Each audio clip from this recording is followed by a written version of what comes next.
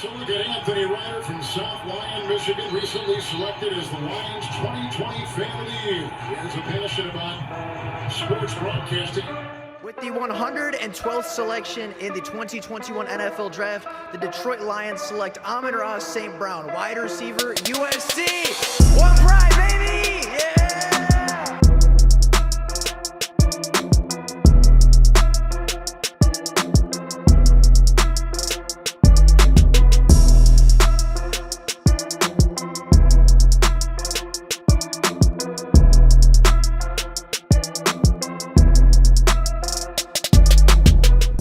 What is going on, everybody? Welcome back to another Detroit Lions video. Now, after the Detroit Lions Thanksgiving game this year, where Jared Goff may or may not have thrown a really poor back shoulder fade ball to DJ Chark that then went incomplete and then not necessarily caused the loss for the Lions, but certainly contributed to that fact.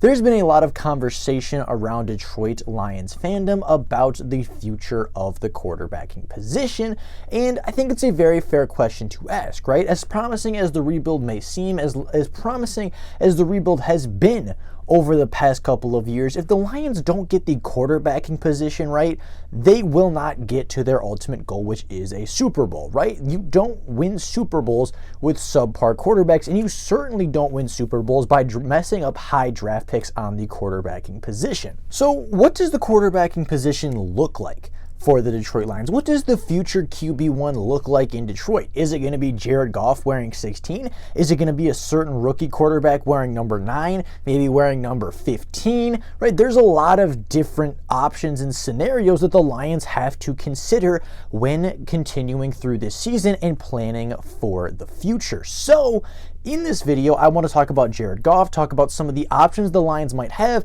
and talk about what the ideal scenario would be for the Detroit Lions moving forward in regards to QB1. Now, with that being said, Jared Goff has had a pretty good stint in Detroit so far, right? When Jared Goff was traded to Detroit, expectations were rock bottom for the quarterback, right? The Rams had just moved on to him to upgrade, and they went straight on to a Super Bowl after dumping their former number 1 overall pick. Jared Goff's confidence was low. He didn't start the season very well, and the Lions offense was one of the worst in the NFL. However, Jared Goff, throughout his first 25 games as a Detroit Lion, really hasn't been all that bad.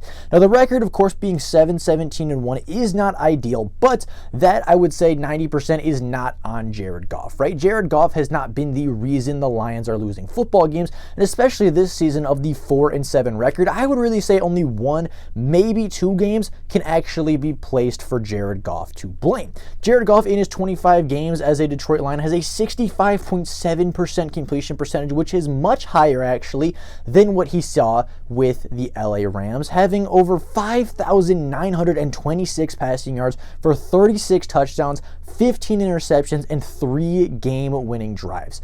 Jared Goff has been the definition of average for the Detroit Lions, which, when the trade was made, is exactly what Detroit Lions fans wanted, right? I think we can all agree that when the trade was made, everybody was saying if Jared Goff can just be average for 2-3 seasons, then the Lions are going to build around him. They're going to build a really good core. Then they're going to move on. They're going to get their rookie, and they are going to be in a really favorable position in the NFL. And I think Jared Goff has done everything that the Lions and the fans should have expected from him, right? 6,000 passing yards, 36 touchdowns to 15 interceptions, is well above a 2-to-1 touchdown to interception ratio, 3 game-winning drives, which, might not seem like a lot in 25 games, but 3 game-winning drives is still fairly impressive for a team that hasn't won a lot of games in Jared Goff's tenure here in Detroit. And overall, as much as Jared Goff might not be the savior, Jared Goff might not be a top 10 quarterback, I think we can all sit here and agree Jared Goff has done his job very well,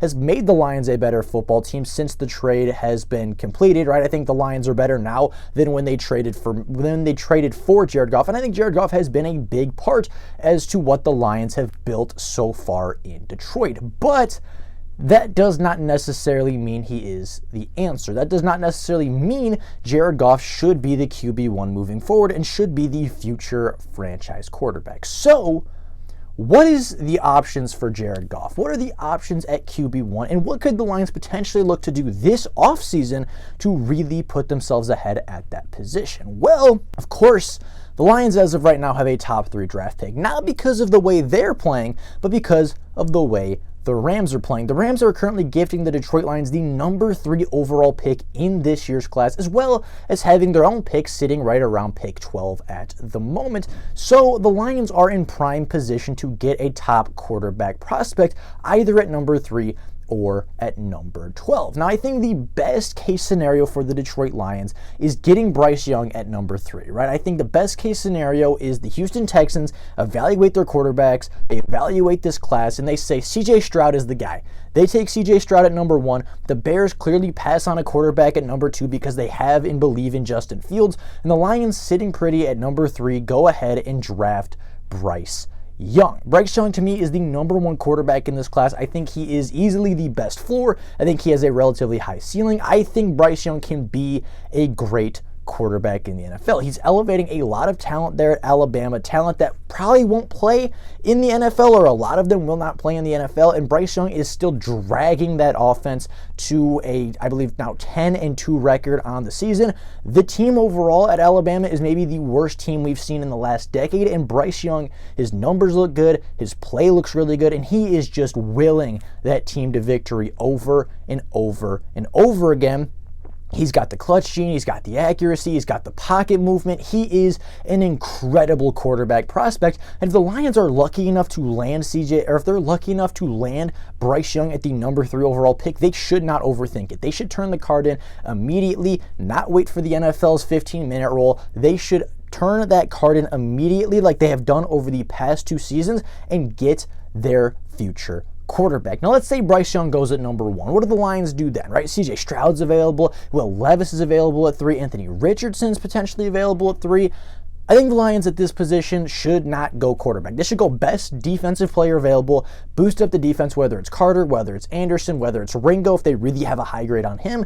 Take the best defensive player available and wait until 12 for your quarterback, because if you look at the teams between Detroit at 3 and Detroit at 12, there are not that many teams that need a quarterback, right? Pittsburgh, Vegas, Jacksonville are all in that mix, as well as a couple other teams like Seattle that likely will not go quarterback. And even if 1 or 2 teams does, that still leaves you with 1 first-round prospect remaining, whether it be Richardson, whether it be Levis, whether it be another quarterback that you're really high on. That leaves at least 1 quarterback plus your top defensive rookie. And I think the Lions at 12 should go Anthony Richardson if he's available, and they don't take a quarterback at 3. Anthony Richardson has all of the tools. He has all of the makings to be a great quarterback in the NFL. And if they do take Anthony Richardson in this class, I think they're going to have that luxury of sitting. They're going to have that luxury of Jared Goff going out there, playing another season, playing another 8-9 games, maybe even for the Detroit Lions, and having Richardson come in at the end of the season,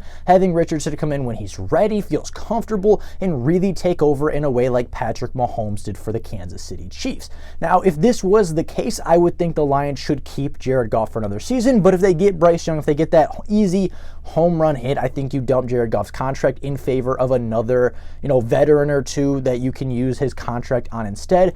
But I think it really gets interesting if Anthony Richardson's gone, right? If you get to 12 and Bryce is gone and CJ is gone and Richardson is gone and Levis is gone, where do you go at quarterback? Do you take 1 and reach at number 12? Do you wait in the draft? Do you not take 1 at all?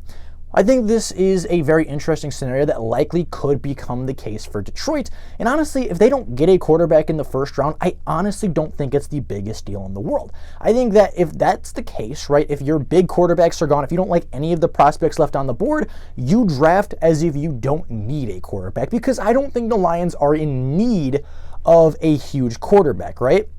I think they are in a position to get a top quarterback prospect that they will likely not be in for many years to come, right? I don't think next year they're going to be sitting top 2 in order to get Drake May or Caleb Williams, right? They're not going to be in that position, but they have that luxury this year. They have the Rams' first-round pick this year, and with that being the case, they could potentially capitalize. But if you don't get a quarterback, it's not the biggest deal in the world. Jared Goff, as I said, has been a serviceable starter for the Detroit Lions. He can get the Detroit Lions to the playoffs if the team is built correctly, and with another year of great development, another year of good drafting, there is no reason that this team can't compete for 8, 9, 10 wins next season and get to the wild card, if maybe not even outright compete for the division under the guidance of Jared Goff. And if you go through the draft and you find a DJ Uiagalelei in the 4th round with good value, if you find a Jaden Daniels for good value, if you find Bo Nix or Michael Penix Jr. for good value in the draft, then you take him. Then you move on to that next quarterback, or at least start developing the next quarterback for your roster. But I don't think the Lions need to replace Jared Goff right now, right? They are in a position where it's a luxury pick, right? They now have this unexpected top 5 pick that could either be a top quarterback or a top defensive player, right? They are at a position at 12 where they could potentially get a top quarterback even after passing at 3. It's not that the Lions need a quarterback at number 3, right? Because I think they have bigger needs, and I think Jared Goff, at worst, is a top 20 quarterback in the NFL. But it's a luxury pick. It is a pick for the future, and it is a pick that the Lions will not be granted any time in the near future, because likely after this year, unless a major trade is made, the Lions probably won't be picking top 5 for a while based on how the rebuild is going so far. So with that being said, that is all I have for you guys today. As of right now, the quarterback position is up in the air. Do you keep Jared Goff? Do you draft a rookie at 3? Do you draft a rookie at 12? I think there's a lot of good scenarios, a lot of interesting things to think about and consider when talking about this. And I'd be very curious to you guys think about this situation. But with all that being said, that's all I got for you guys today. Thank you all so much for watching, and until next time, and as always, go Lions.